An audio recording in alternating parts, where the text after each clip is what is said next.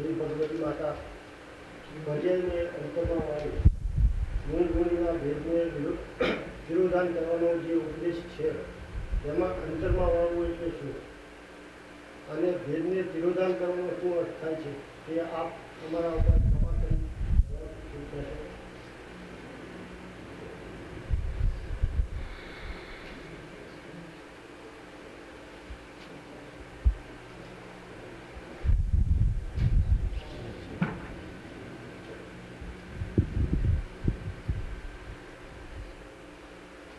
નાયક સ્વભાવની પ્રતિક દ્રઢ કરીને કે હું આ એક નાયક જ છું, આ બીજું જે સ્વરૂપ છે એ મારું નથી, આ શરીર તે હું નથી, આ વિભાવ તે હું નથી, એ બધું આકુળતારૂપ છે, એનાથી હું જુદો એક નાયક છું.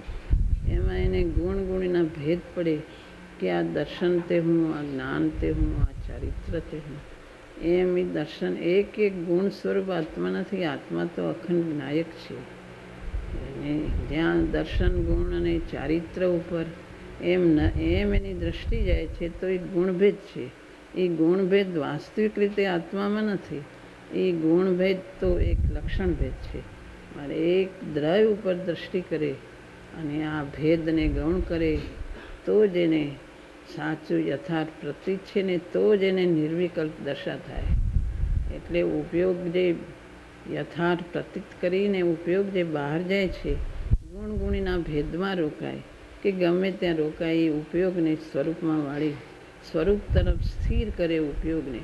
એ બહાર વિનયોને જાણવા જાય અથવા રાગમાં અટકતો હોય, ગુણ ગુણીના ભેદમાં અટકતો હોય, એ ઉપયોગને પોતામાં સ્થિર કરે કે આ ચૈતન્ય તે જ હું છું.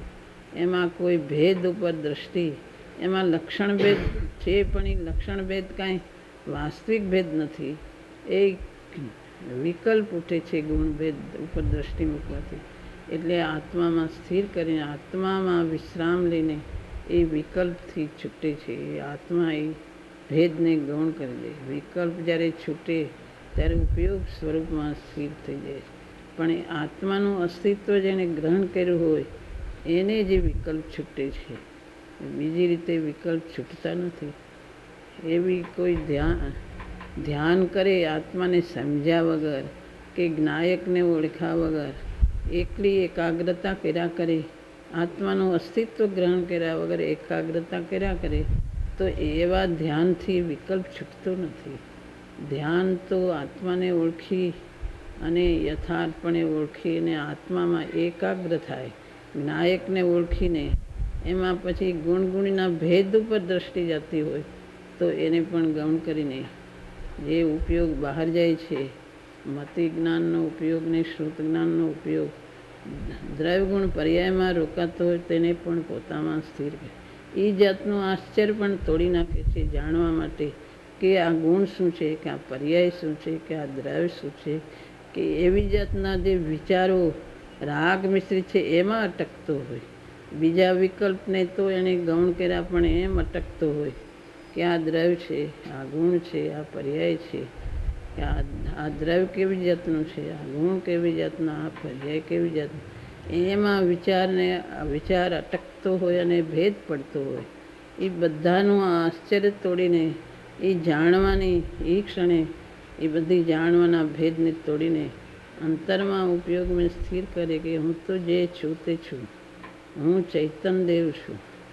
એમ ઉપયોગને પોતામાં સ્થિર કરે એટલે એણે ગુણગુણીનો ભેદ એને ગૌણ થઈ અને વિકલ્પ છૂટીને નિર્વિકલ્પ દશા થાય છે. ગુણગુણીના ભેદ ઉપરથી દ્રષ્ટિ પણ છૂટીને આત્મામાં સ્થિર થાય તો એને નિર્વિકલ્પ દશા થાય અને અંતરમાંથી નાયક દેવ એને પ્રગટ થાય. અંતરમાંથી એવો છૂટી જાય, બસ એક નાયકથી નાયક, અનંત ગુણથી ભરેલું નાયક, એવી નિર્વિકલ્પ દશા તો એને પ્રાપ્ત થાય.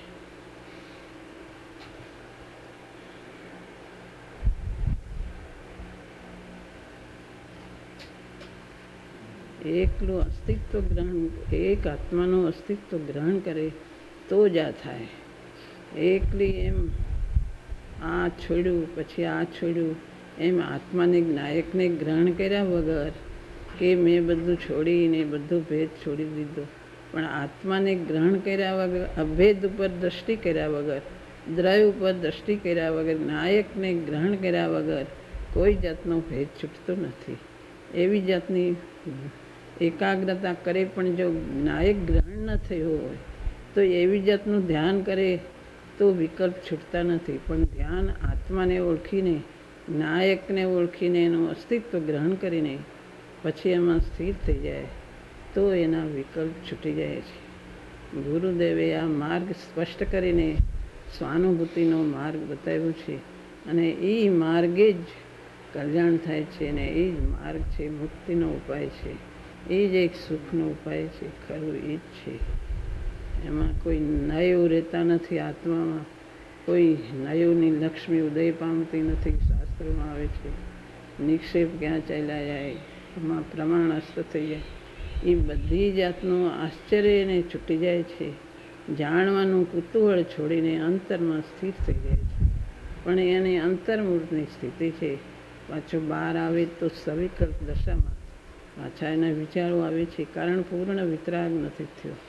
એ સવિકલ્પ દશામાં ભેદ જ્ઞાની ધારા રહે છે. એની સાથે પોતે ક્ષણે ક્ષણે જુદો નાયકની ધારા રહે, એની સાથે આ વિકલ્પ હોય છે, શુભ ભાવ હોય છે, શ્રુતનું ચિંતન હોય છે, પંચ પરમેષ્ઠીની ભક્તિ, દેવગુરુ શાસ્ત્રની મહિમા, બધા વિચારો હોય છે. પણ એનાથી છૂટું ને છૂટું રહે છે. પણ નિર્વિકલ્પ કાળે આ બધું છૂટી જાય છે અને ગૌણ થઈ જાય છે. આ માર્ગ ગુરુદેવે બતાવ્યો છે, અને એ જ માર્ગની જિજ્ઞાસા લગ્ને લગાડે તો આ થાય એવું છે.